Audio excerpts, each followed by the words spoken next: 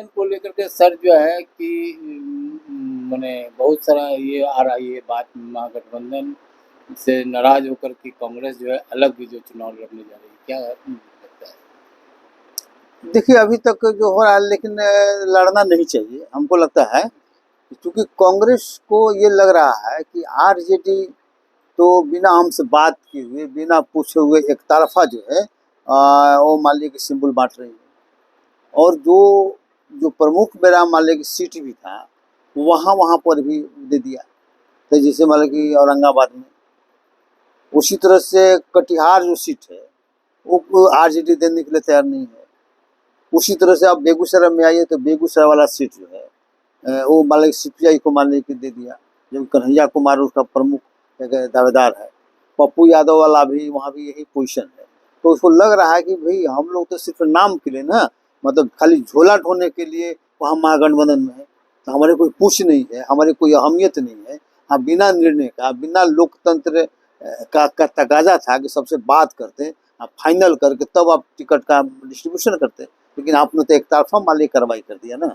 तो स्वाभाविक है कि कांग्रेस में मान लीजिए कि नाराजगी होगी, और वही नाराजगी देखने को मिल रहा है। क्या लग रहा है सर, जिस तरह से पूर्णिया का भी नाम आ रहा है बिना भारती की का, जो जदयू छोड़ करके आरजेडी में ज्वाइन की है और पूर्णिया से उनको भी पता चला कि टिकट मिलने वाला है, क्या लगता है कि पूर्णिया जो है पप्पू यादव का भी दावा ठोक रहे हैं कि मर जाएंगे मगर पूर्णिया नहीं छोड़ेंगे, और ये भी जो है कि वहाँ से मैंने आरजेडी द्वारा टिकट दिया जा रहा है। ये क्या लगता है वहाँ से जो कंट्रीब्यूशन जो होगा, जो लड़ाई होगी, किस तरह का रहेगा? एनडीए के पक्ष में जाएगा या देखिए पहले वहाँ जो है ना बहुत दिनों से आप देखिए, शुरू से इधर जब चुनाव का हुआ उसके पहले से पप्पू यादव पूर्णिया में कार्यक्रम चला रहे हैं, ठीक है। और एकदम था कि पूर्णिया मेरा घर है, वहीं पर हम रहते हैं, वहीं पर हम चुनाव लड़ेंगे, ठीक है। और लालू जी से शायद बात हुआ था, तो लालू जी ने कहा है कि नहीं, अब मधेपुरा से छोड़ दो, बोला कि नहीं मधेपुरा हम नहीं, हम वहीं से लड़ेंगे, ठीक है। लेकिन इस बीच जो है जब कांग्रेस का एक जो ज्वाइन कर दिए पप्पू यादव, है ना, पप्पू यादव को लगा कि हमारे पार्टी के साथ गठबंधन करेगा नहीं, तो भाई हम कांग्रेस के साथ चले जाएं। कांग्रेस में उनकी पत्नी भी थी, तो जैसे ही कांग्रेस के साथ उन्होंने तालमेल किया, तालमेल का कि अपने को विलय कर लिया, तो हमको लगता है कि लालू जी ने उसको सही नहीं लिया। उनको लगा कि ये तो चला गया कांग्रेस में, अगर कांग्रेस उसको अगर नेता बना दिया तो हमारे बेटा के लिए आफत हो जाएगा भविष्य में। तो मेन यही झंझट है कि पप्पू यादव और कन्हैया कुमार भविष्य का नेता नहीं बने और हमारे बेटा को चैलेंज नहीं कर सके, इसीलिए दोनों को काट के लिए ये मान लीजिए कॉम्प्लेक्स के कारण, ये इंफिनिटी कॉम्प्लेक्स होता है ना, उसी का शिकार मालिक होने के दोनों को लोग काट छाट में करने में लगे हुए हैं। राहुल गांधी नाराज हो गए, जिसके कारण से तेजस्वी यादव को मैंने कुछ समय पहले दिन मैंने जो है कि वो दिल्ली रवाना हो चुके हैं, क्या लगता है? देखिए राहुल गांधी अभी सबसे बेस्ट लीडर में चल रहे हैं, ठीक है, और अपने पार्टी में भी चल रहे हैं, लेकिन उतना मजबूती उनको मिल नहीं रहा है जितना मिलना चाहिए, जिस लायक है वो, ठीक है। तो पप्पू यादव जब वो ज्वाइन किए तो उन लोगों कॉन्सेंट लेकर किए, और ये एगो सहमति लेके किए कि पूर्णिया से का टिकट मिलेगा कांग्रेस को और वहीं से वो चुनाव लड़ेंगे।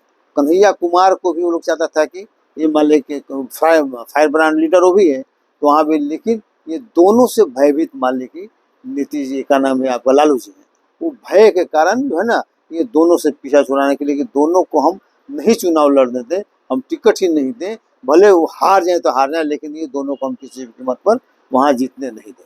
पप्पू यादव अपने पार्टी को विलय करने से पहले एक दिन पहले माननीय लालू प्रसाद यादव से मुलाकात किए, तेजस्वी यादव से जी मुलाकात कर करके उसके बाद जो है कि दूसरे दिन जो है इन्होंने जो है कि वहाँ अपनी पार्टी को विलय किया था, और ये भी हुई थी कि मैं घरेलू बात हुई थी और इससे जो है हमारा अच्छा संबंध ये जुड़ रहा है, तो इसमें क्या विवाद हुआ, लगा किस तरह का? नहीं विवाद, देखिए विवाद ये हुआ उस दिन सिर्फ हुआ कि हम चुनाव लड़ना चाहते हैं, आप हमारे गार्जियन हैं, आप हमको कोऑपरेट करिए। तो बोला कि ठीक है, आप मधेपुरा से लड़िए, समझे, शायद उस दिन बात हुई थी, मधेपुरा से लड़ने की बात हुई थी। तो पप्पू यादव ने कहा कि नहीं, हम तो पूर्णिया से हम लड़ना चाहते हैं, पूर्णिया मेरा घर है, पूर्णिया से मेरा रिश्ता है कि नहीं। और उसके बाद नेक्स्ट डे जो है ना वो कह रहे थे कि हमारी पार्टी से आप लड़िए। लालू जी का कहना था कि राजद से आप ज्वाइन करिए और राजद से चुनाव लड़िए, लेकिन नेक्स्ट डे जो है ना वो जाके कांग्रेस में विलीन कर गया।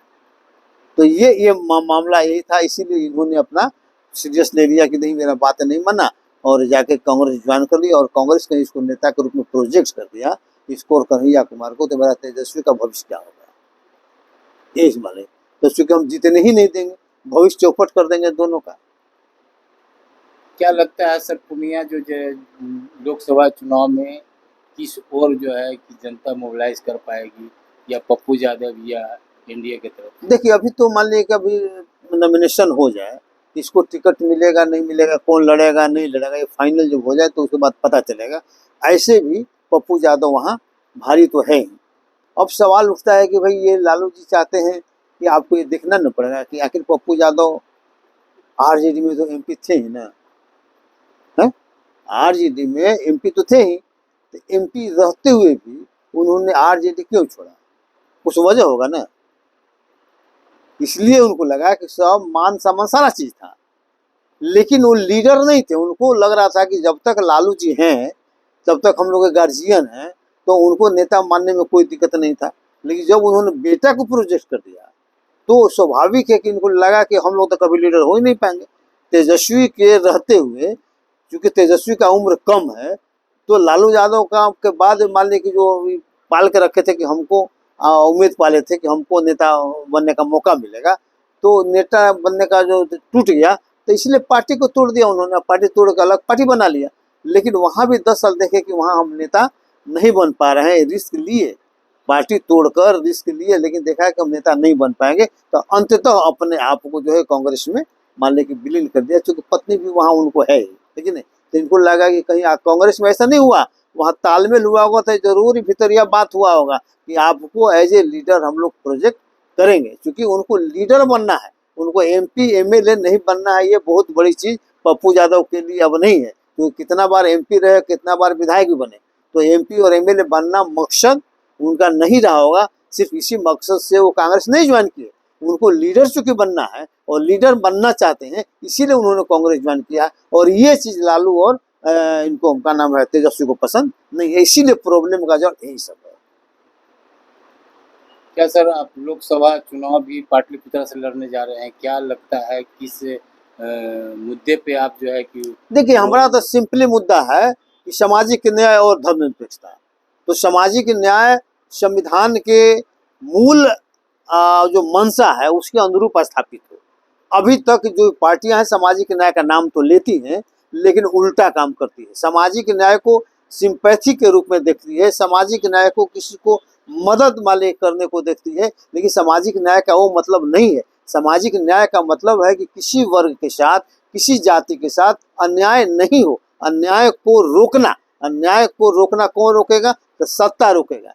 कौन रोकेगा? व्यवस्था रोकेगा। कौन रोकेगा?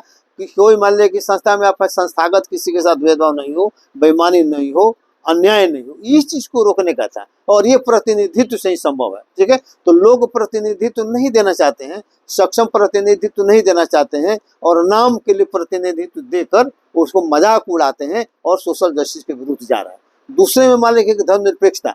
और मान लीजिए कि धर्मनिरपेक्षता का मतलब हुआ कि अगर आप सत्ता में हैं तो सत्ता किसी धर्म का नहीं होता, किसी जाति के नहीं होता, तो आप उस किसी जाति धर्म के नहीं होकर काम करना चाहिए। लेकिन जब वह लोग जाता है तो धर्म का हो जाता है, हिंदू धर्म से काम करने लगता है, कोई मुस्लिम धर्म से काम करने लगता है, तो ये नहीं होना चाहिए। इसी चीज को लेकर पब्लिक के बीच में जाएंगे, मुद्दा को लेके, और बताएंगे इन्हीं लोगों के चलते सारा देश में सब गड़बड़ हो रहा है। चलिए बहुत बहुत धन्यवाद। Thank you. होली में नहीं करना।